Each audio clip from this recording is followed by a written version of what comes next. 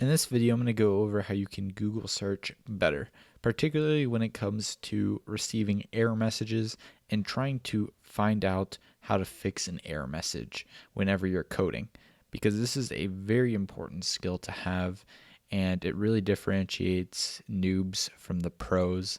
When you're able to track down an error very quickly, it is probably one of the most crucial skills a software developer can have. So the first thing that I want to go over with this is to pick the right tool.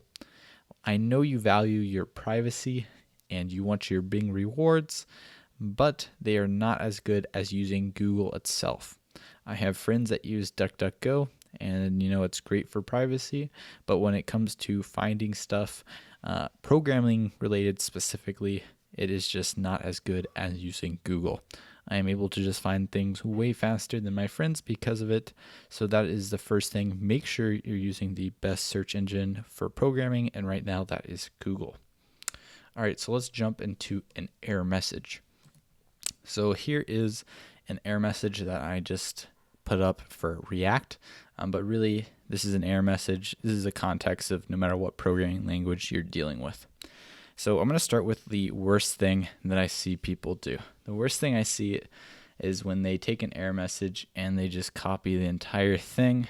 And what's the worst thing is they even copy some of the stack trace or something like that. So I copy that and just paste it directly into Google.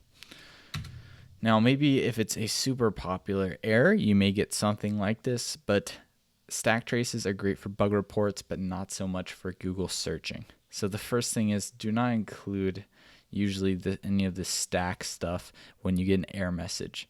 And more importantly, don't include anything that is unique to you. So what I mean by that is you'll notice in the stack trace, it says localhost 3000. Someone may be running this code on localhost 5000, but they're going to have the same error as me. So you don't want to put anything that is unique to you, to your code, in this. So the error message itself also may have a variable name or it may have a string. Do not include that when you're actually doing the Google search, because you're not going to find results because everyone else is going to have a different thing than you have. All right, so the next worst thing that I see is someone just copying the entire error message. So they're at least a little better because they're not including the stack trace or any file names and stuff like that, but they're just taking the entire error message. And again, this can sometimes work, especially for popular errors. Like React, we're able to find some good stuff. Also, real quick, I want to just get you to look at the results of Google real quick. This is something that I commonly do when I get a Google page, is my eyes go to the dark bolded words here. And so what this is it is what is matched in your search query up here. So the words that are matched in the search query with this particular website are bolded. So we can see somewhere up here, I probably put the word calling, and we can see that's bolded here. So we can see here a couple bolded words. So you can kind of see where your query is found in the document. So I'll do that. So you'll notice not too many parts are at least matching on this particular query. More are matching here. So that's just something to keep note of. All right, so the reason why this is pretty bad is you just have too much fluff. The error message itself, React gives you a really nice error message for reading things. So as I said, this can happen when a component repeatedly calls set state and side component will update. And blah, blah, blah, blah, right? So they're giving you some tips on how to solve the error. So it's very important when you get an error message like this is to parse it and see what is the actual error message and what is just actual fluff. Because really what you want to be Google searching is the error message itself, and you don't want to include all this extra fluff. But again, we can kind of find good results with this because this is a popular error. Like I would say this is a pretty good result. We can see React.js maximum update depth exceeded error. See, that's what I would say is almost a good thing that you should Google search there. So this is what I look at when I'm doing this. So immediately when I see an error message like this is what I see as like the main error message. You could even extend it to here. I wouldn't really extend it to here though. Mostly I would say is like invariant violation, maximum update depth exceeded. So that's what I would say, at least in all this junk here, is the actual error message. And I would even shorten this, and I don't even think select invariant violation is kind of nice, but at the same time, I don't even think you need to include it. I would say this is the main error: maximum update depth exceeded. So I don't think you really need to include the word uncaught. Again, all errors that are popping up are usually uncaught. It's not really a word that helps you find what you want to find. So this is what I would recommend grabbing, is basically the smallest bit of error message. And so put that into Google and you're going to get much better results. But we can do even better than this. So you'll notice also when I do this though, we can see what is matching, and we can see almost our exact search query is matching in a couple of these documents. And so we know here these are probably going to be some good results, and I'd recommend clicking on the website. So this is what I look for when I'm also just like scanning the website itself to see if I should click on the website, is I see how much of the query it matches. And you can also kind of see like what's around the query. Sometimes that's helpful too.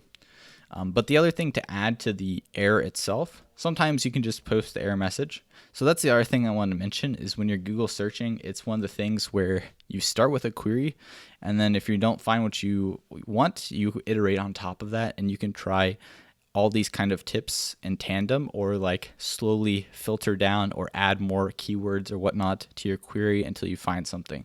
So you don't just start with something and then after one query you're done.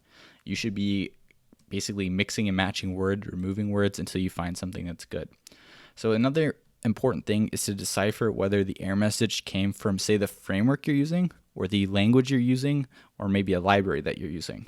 So in this case, this was coded maybe in JavaScript. So maybe I say the word JavaScript here, but I would say this is not a very good way to do it, because this error was specifically thrown by React and doesn't necessarily have to do with JavaScript in this case. So I would say the best thing to do is put the programming language, in this case the framework that the error message was thrown, and say if a library threw the error, you should put the library that you used there. So for example, if you're using Lodash and Lodash threw an error for some reason, I would say put the word Lodash here and then what error was thrown. So that's kind of the two things that I like to put, is the error message itself and then what is throwing this error message. So in this case, React. And now again, if it's coming from your programming language, then you put JavaScript, undefined variable or something, right? So this is what I would say is like a pretty ideal search term, and this is probably what I would have searched if I got this error and I had no idea how to handle it, even after reading the error message. And again, I would go through this and I would look at which one matches well, and I would look at this. The other thing is, as you get to know your programming language, you'll see what works well, whether .react or .react.js you should be searching. In general, I tend to just say React, but again, this is where you can kind of learn with your programming language or framework what works best and use different things, mix and match. Okay, so the next thing is to kind of create a tier list for yourself based on the context and the area you are working in. So for me, generally the tier list of websites that are going to give me valuable information start with Stack Overflow. And so what I mean by tier list is the top thing, usually the most reliable or the fastest way to get my answer is by going to Stack Overflow. So if I see a Stack Overflow link at the top, I'm most likely clicking on it and I'm just starting there. Then after that, usually the official docs. If I somehow see the official docs when searching this, I will usually click on that. So as I'm just going down this, we see, there's the React.js doc. Let's see what they have to say. And we can kind of see what that error message is from the docs itself. Then after that, I would say like random blogs. Sometimes Reddit can be okay. Medium sometimes.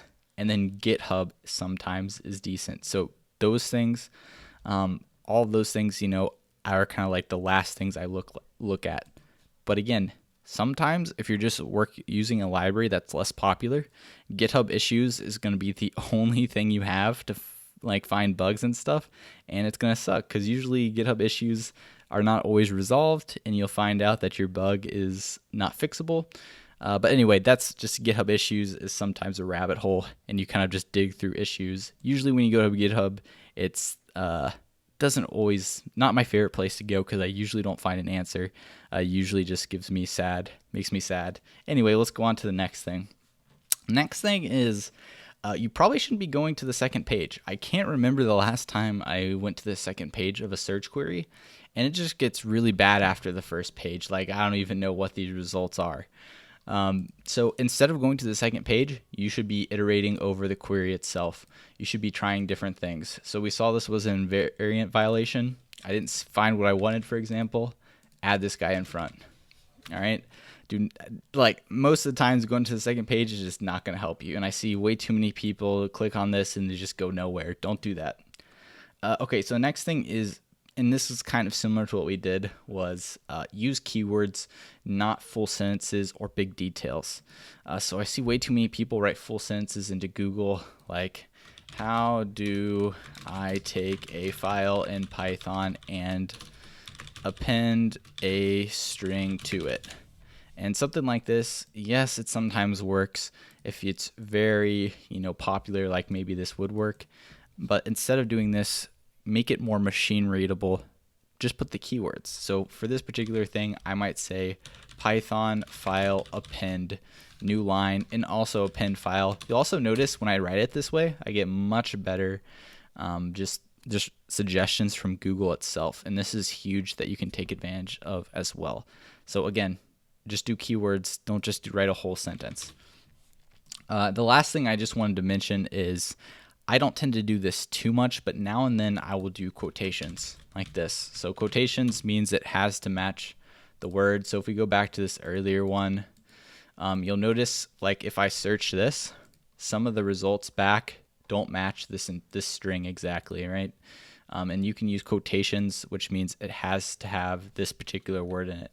Or sometimes that word is not included. So I don't know, if I just add a random word like chocolate, you'll notice this search result says it is missing chocolate. So what this page does not have the chocolate keyword. If it is required, you can click on this. You'll notice it adds quotation marks, and you want to do it. This is a bad example. I don't know why I chose chocolate, but you get the gist of it. You can add quotations if you have to have the word in the search query. If I want invariant violation in here, I include it in quotations. So that's the other thing, just in general, that I look at, though, is in the search results. You can see if one part of it's not included. I can't see any. They all have invariant violation. I don't know. Maybe if I spell it really badly. Yeah. So you can see what is not included. So this word is not included in the search result. Anyway, that's what I use personally to find error messages better, or in general, just get better search results whenever I need to Google based on a message that a library or framework pops up for me. Anyway, I hope that was helpful. Let me know if you have any tips upon this or further that you'd recommend me trying. And yep, that's it for this one.